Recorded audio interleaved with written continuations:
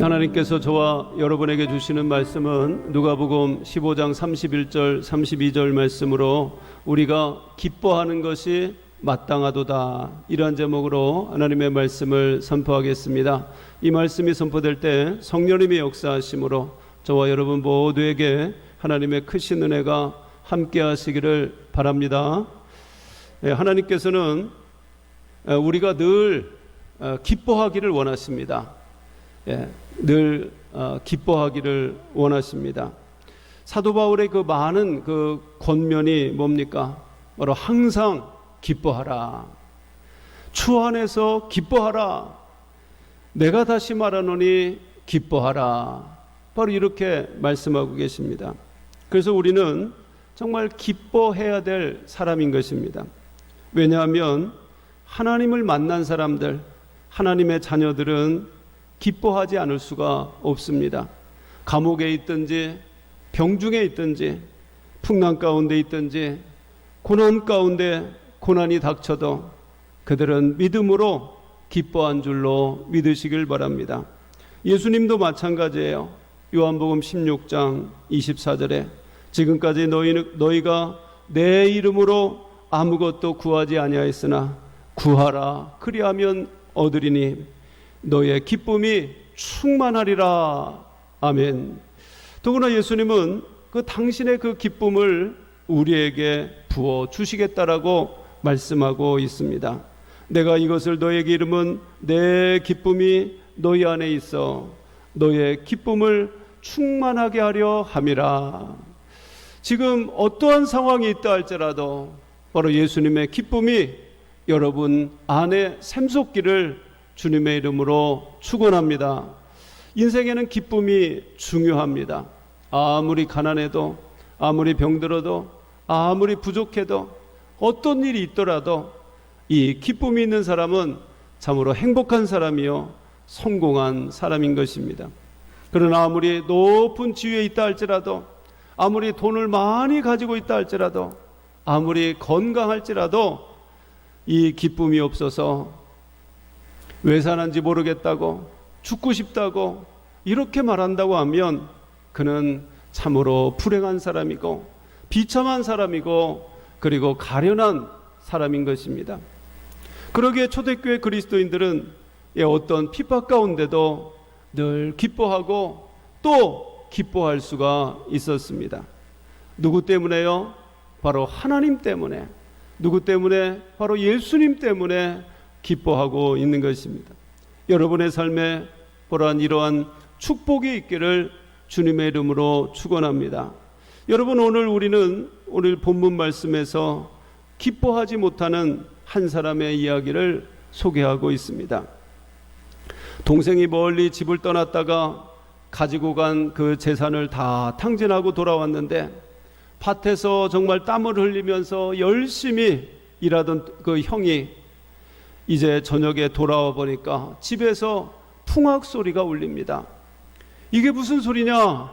종에게 불러서 물어보았더니 당신의 동생이 돌아왔는데 당신의 아버지가 건강하게 돌아온 것을 너무 기뻐해서 살찐 송아지를 잡아서 잔치를 벌이고 있습니다. 이 말을 듣는 순간에 핏대가 오르고 안색이 변하고 분노가 치밀어 오릅니다. 그 동생놈이 죽지 않고 살아온 것도 화가 나는데, 아니 저런 놈을 위해서 잔치를 베푸냐고, 아버지가 어떻게 된 거 아니냐고 그런 혈기를 억누르지 못하고 있습니다. 그래서 집에 들어가기를 거부하고 있는 것입니다.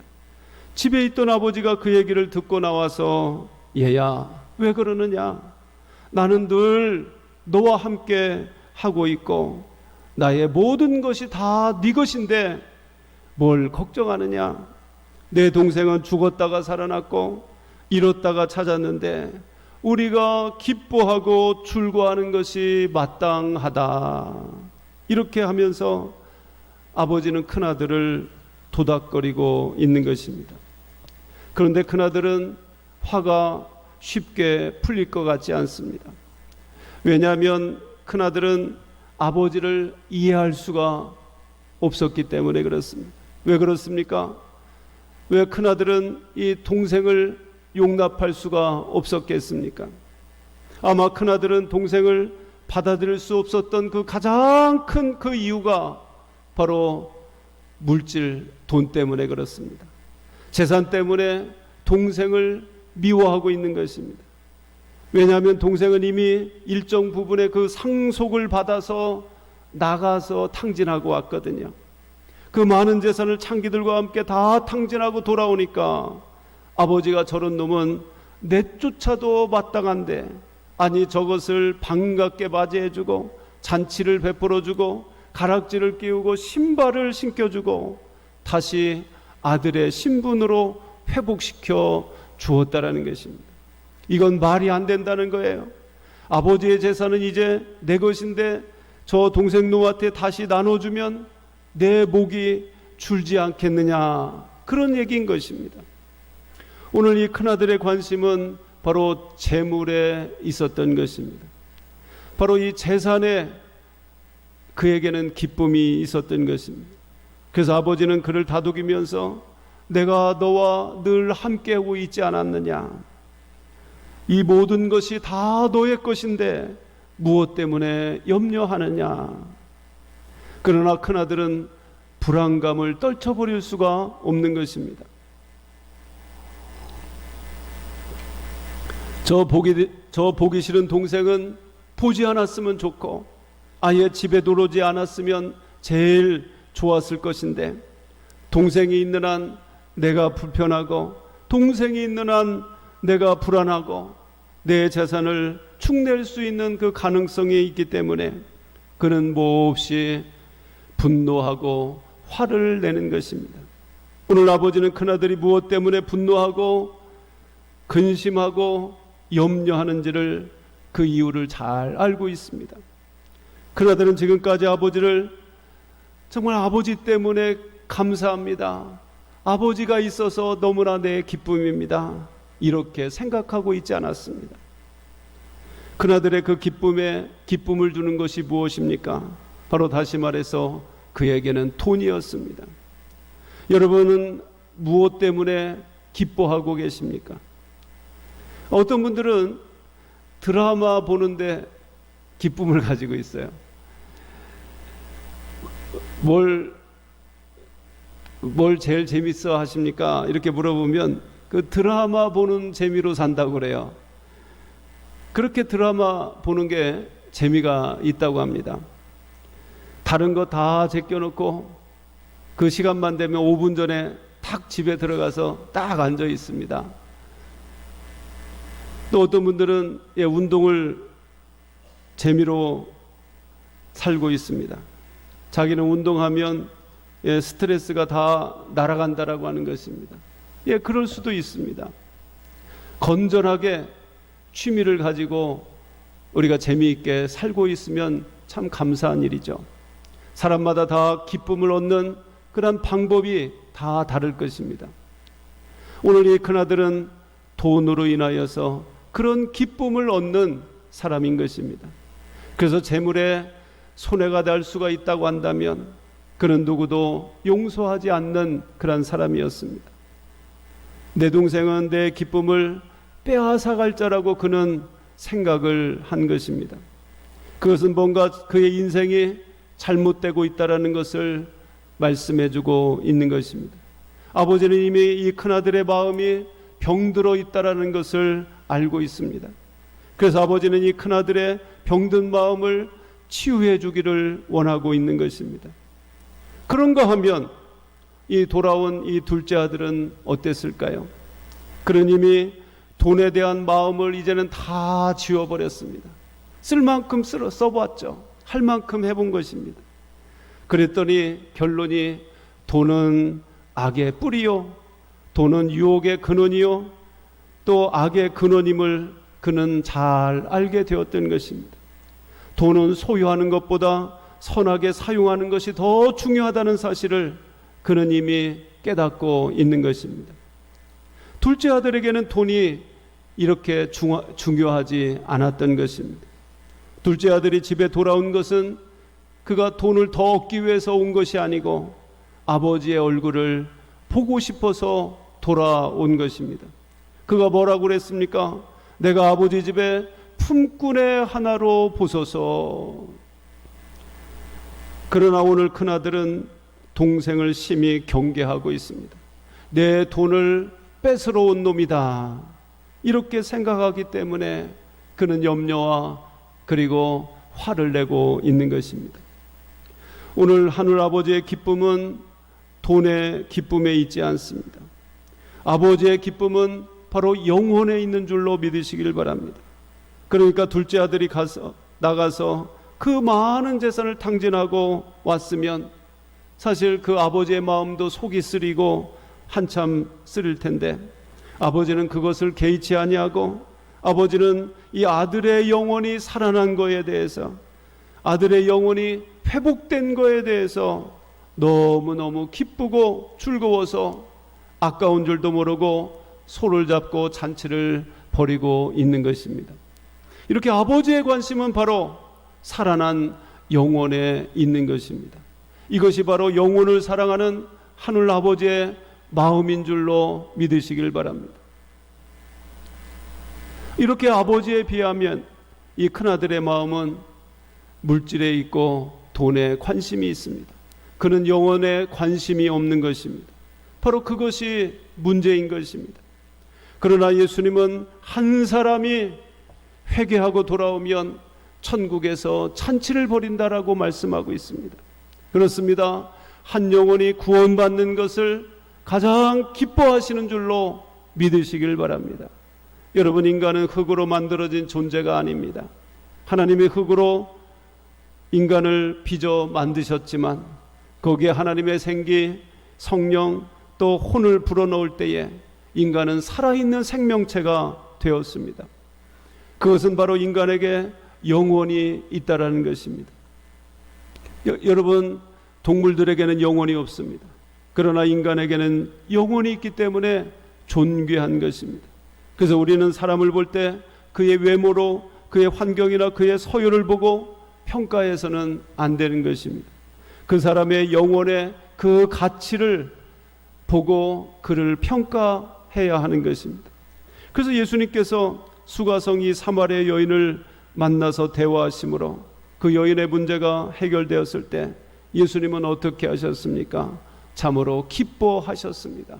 그가 비록 여자이고, 그가 비록 사마리아인이고, 그가 비록 아무것도 없는 사람이었지만, 그러나 그의 영혼이 바로 하나님을 믿고 바로 섰다라는, 그 영혼이 살아났다는 것을 기뻐하고 있는 것입니다. 제자들이 동네에 가서 예수님이 드실 음식을 이제 준비해 가지고 왔습니다. 그러면서 예수님, 여기 우리가 음식을 가져왔습니다. 그랬더니 예수님이 뭐라고 합니까? 나는 배가 고프지 않다라고 하는 것입니다. 그래서 제자들이 누가 음식을 갖다 주었습니까? 예수님이 뭐라고 합니까? 나는 너희들이 알지 못하는 양식이 있다, 이렇게 말씀하고 있습니다. 그 양식이 뭡니까? 바로 이 수가성의 그 한 영혼이 살아난 것에 대한 그 기쁨 때문에 예수님은 안 드셔도 배부르다라고 말씀하고 있는 것입니다. 바로 예수님의 관심은 영혼을 살리는 것입니다.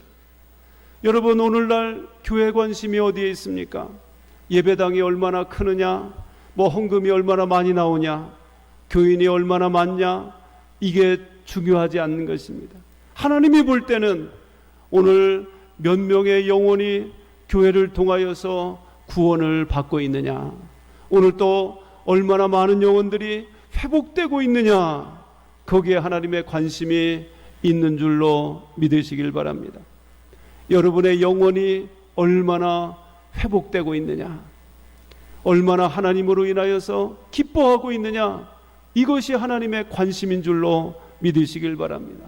여러분의 그 외모, 겉모습, 여러분이 얼마나 높은 위치에 있고 얼마나 돈이 많은 사람이고 또 얼마나 이렇게 외적으로 좋냐, 이거에 관심 있는 게 아니라 여러분의 영혼이 지금 회복되고 있고 영혼이 정말 그리스도 안에서 기쁨을 가지고 있느냐, 이것을 하나님이 보고 계시는 줄로 믿으시길 바랍니다.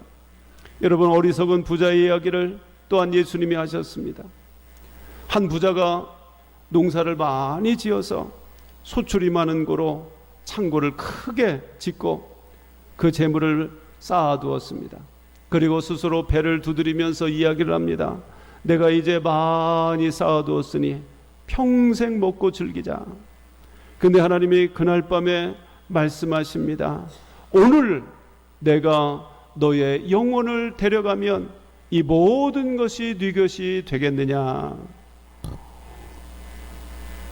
그렇습니다. 중요한 것은 영혼인 것입니다. 여러분의 관심이 영혼에 있기를 주님의 이름으로 축원합니다. 오늘 내 영혼이 회복되어야 하는 것입니다. 그리고 회복된 영혼은 다른 사람들을 위해서 기도하고 그 영혼들을 주님 앞으로 인도해야 하는 것입니다. 내가 사람들을 볼 때 외모나 물질이나 소유를 보면 실망할 수밖에 없습니다. 저 사람은 왜 그런가? 이러면서 저 사람의 외모를 보면 나와 비교하고 다른 사람하고 비교하고 그러면 천하고 없어 보이고 또 약해 보이고 이러면 그 사람을 통해서 실망하게 되는 것입니다. 뿐만 아니라 자기 자신도 볼 때도 그렇습니다. 나 자신도 볼 때 내가 다른 사람들을 볼 때 나는 왜 이렇게 부족하냐, 내가 왜 이렇게 없냐, 여러 가지 그 외모로 기준으로 보면 실망하고 낙심하고 또 우울해할 수가 있습니다. 다른 사람들은 부모를 돈 주는 기계처럼 생각하는 사람들도 있습니다. 돈 없는 부모는 부모가 아니라고, 가치가 없다라고 생각을 하는 것입니다. 왜 그렇습니까? 부모를 부모로 보지 않고 돈으로 보기 때문에 그렇습니다. 그래서 부모가 돈이 없어지면 부모를 가치 없다고 여기는 것입니다. 왜? 부모를 돈 주는 사람으로 생각하기 때문에 그렇습니다. 그는 부모의 영혼을 보고 있지 않는 것입니다. 부모의 영혼을 존귀하게 여길 때에 그 부모는 평생 사랑스럽고 존경스러운 분으로 섬기게 될 것입니다. 여러분, 사람을 평가할 때 이렇게 외모로, 외용으로 평가하지 마시고 그 영혼의 가치로 평가할 수 있기를 주님의 이름으로 축원합니다. 그래서 모든 인간은 다 하나님의 형상으로 지음받았기 때문에 존귀한 것이고 그 영혼이 살아날 때 하나님께서는 너무너무 기뻐하고 계시는 것입니다. 우리 사랑하는 여러분, 우리가 정말 하나님을 통해서 참된 기쁨을 얻게 되면 우리는 물질의 욕망에서 자유로워질 수가 있는 것입니다. 많은 사람들이 물질에 매여 살아가지만 물질에서 자유로운 사람이 될 때 여러분 가장 행복한 사람이 되는 것입니다. 그는 자족하는 비결을 배우게 되고요.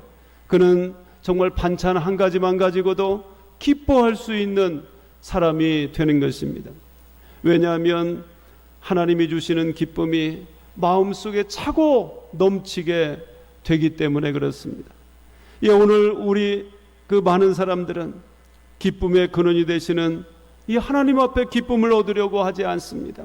세상의 어떤 명예를 통해서, 돈을 통해서, 권력을 통해서, 물질을 통해서 기쁨을 얻으려고 하기 때문에 세상이 거꾸로 가고 있는 것입니다. 예전에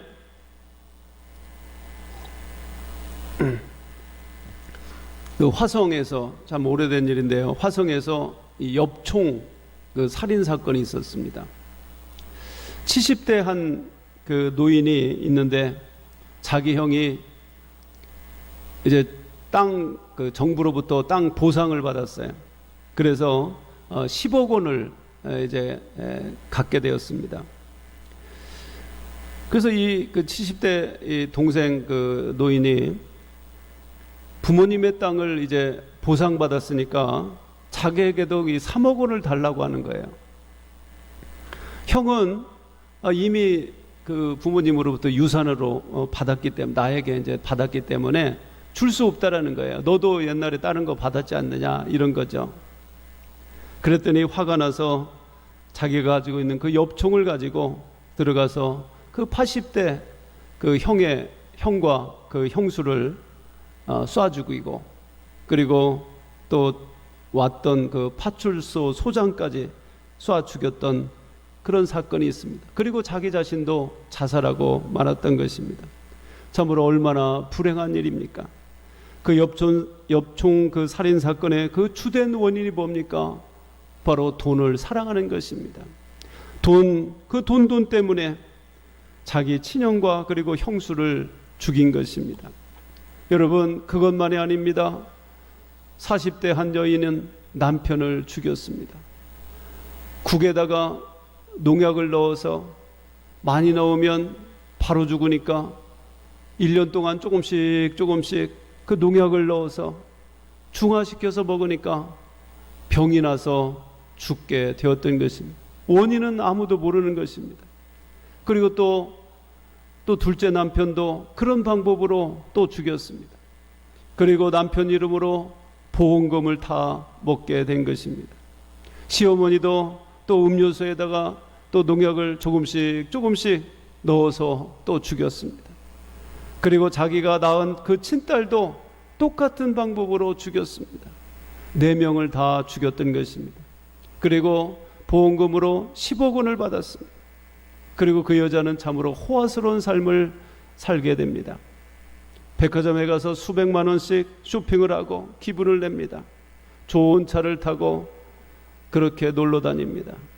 자전거 동호회에 들어가서 2천만 원짜리 자전거를 사서 폼나게 운동하면서 살고 있습니다. 결국 꼬리가 길어서 잡히게 되고 무기징역을 받게 되었던 것입니다.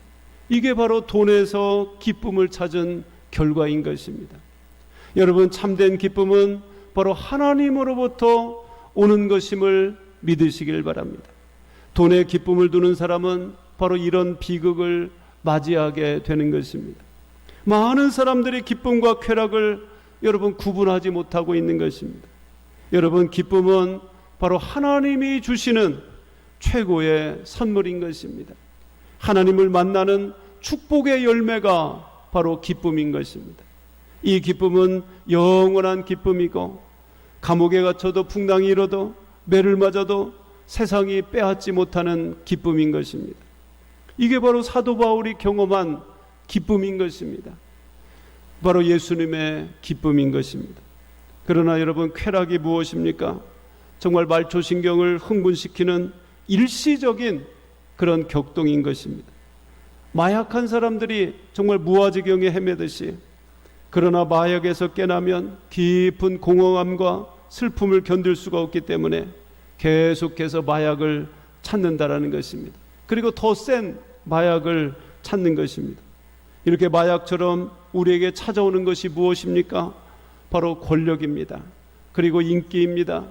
외모입니다. 점점 더 예뻐지려고 뜯어고치다가 부작용으로 흉물이 되는, 그래서 눈이 어디 있는지 코가 어디 붙었는지 알 수가 없을 정도로 그렇게 되는 사람들이 있죠. 결국 무엇 때문입니까? 내가 예뻐지려고 할 때 기쁘다라고 하는 것입니다. 또 어떤 사람들은 인기가 있다고 할 때에 기쁘다라고 하는 것이죠. 그렇게 끝까지 가다가 망쳐버리는 사람들이 있습니다. 권력도 마찬가지입니다. 끝까지 가다가 권력으로 인하여서 망친 인생을 볼 수가 있는 것입니다. 이것이 바로 쾌락인 것입니다. 이런 세상의 기쁨, 이런 이 쾌락은 오래 갈 수가 없다라는 것입니다. 그러나 하나님이 주시는 기쁨은 영원한 줄로 믿으시길 바랍니다. 이 기쁨을 여러분들이 찾으시기를 바랍니다. 메마르지 않는 샘물과 같이 세상이 빼앗지 못하는 이 기쁨을 여러분들이 소유하시기를 바랍니다.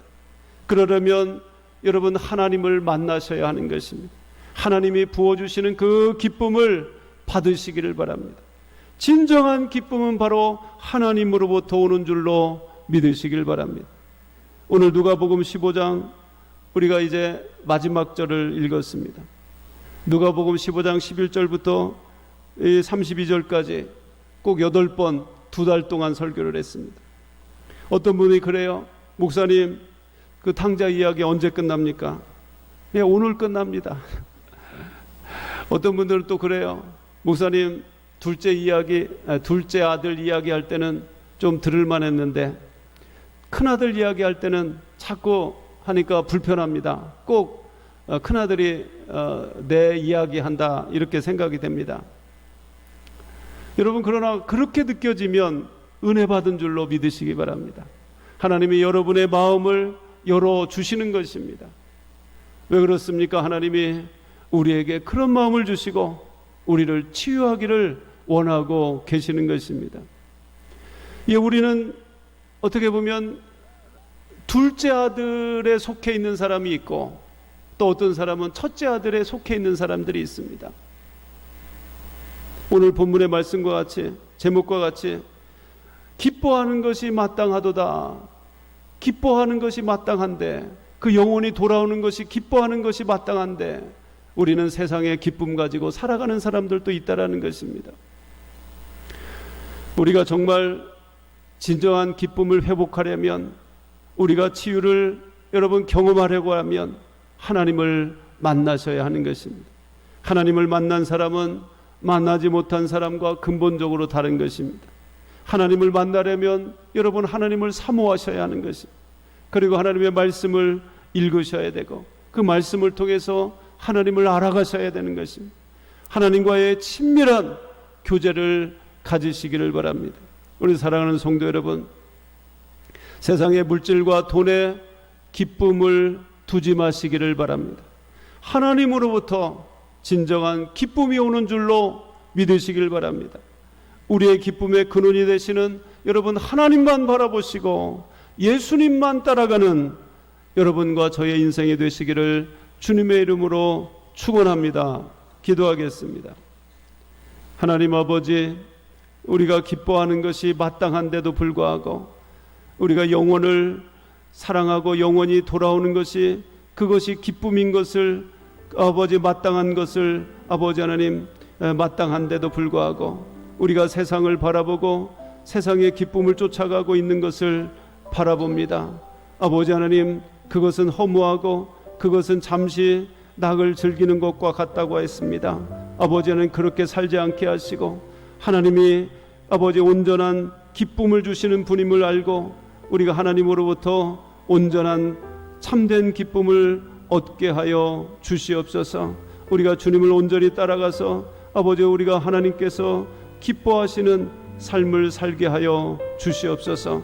감사드리며 사랑 많으신 예수님의 이름으로 기도하옵나이다. 아멘.